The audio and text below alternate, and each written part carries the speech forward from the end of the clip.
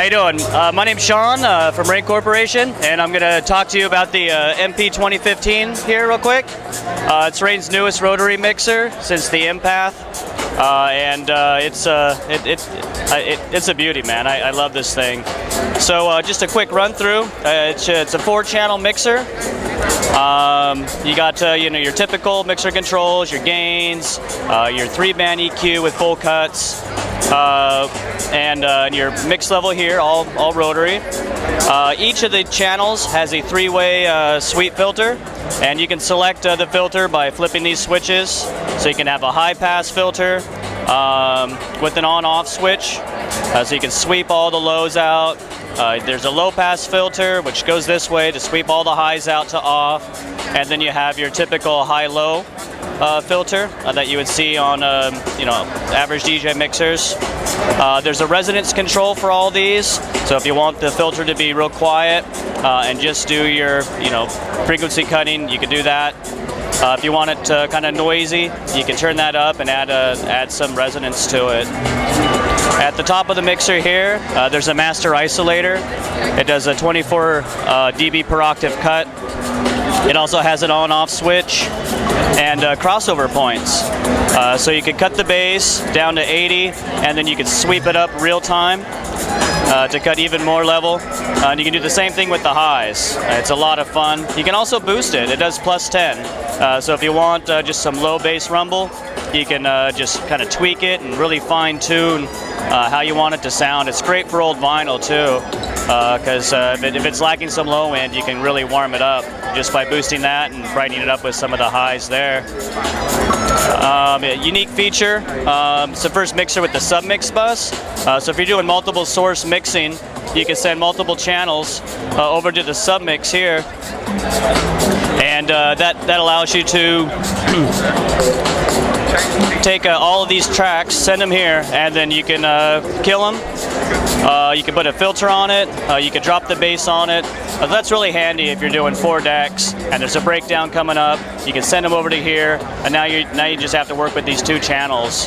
That makes it real easy to do multi-source mixing. You can also use this Submix bus as an effects bus. So if you want to put an effect on any one of these channels, you can send it here. You can run an effect unit through it, and then you can apply all this filtering as you're putting an effect on something, which is great for delays. You can cut out the bass while you're putting a delay on it and make it sound really cool.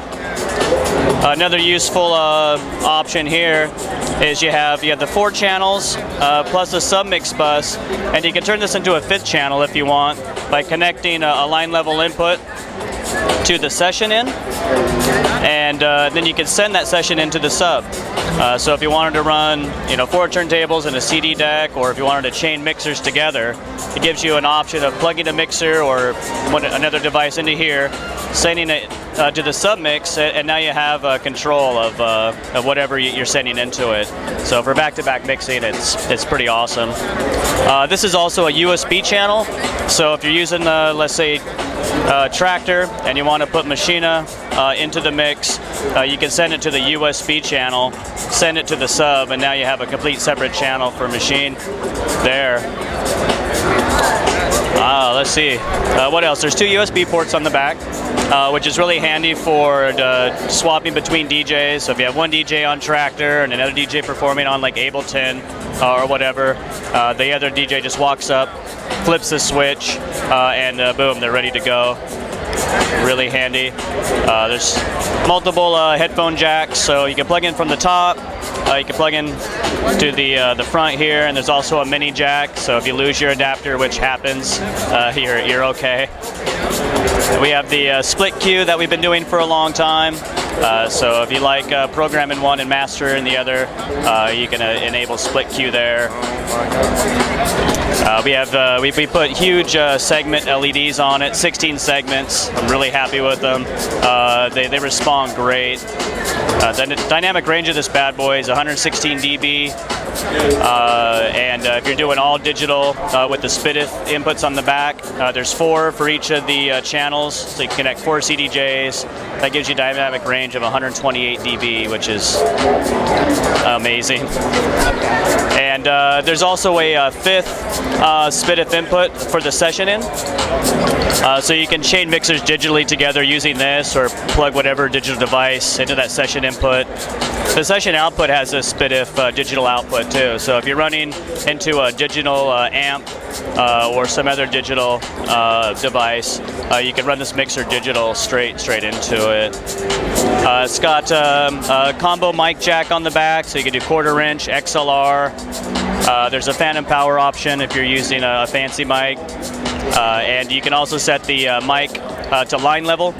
So if you're wanting to connect, I don't know, like a synth or whatever, you can plug into the mic input, and then you have a level control here with the simple tone control and a duck option. So if you want to talk on the mic, you could duck the audio about 10 dB without it interfering with what you're doing.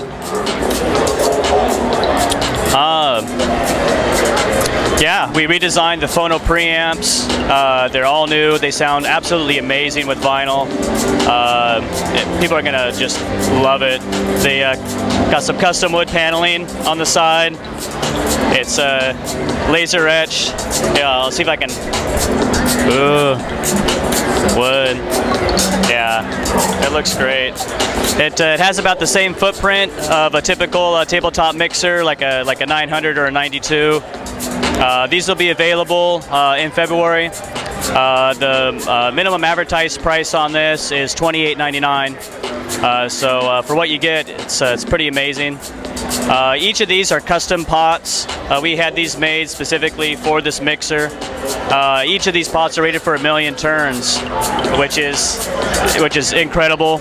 Like the 2016 from yesteryear, those are rated for 50,000.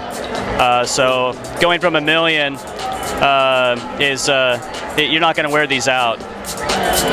Yeah. So that's the 2015. Thank you.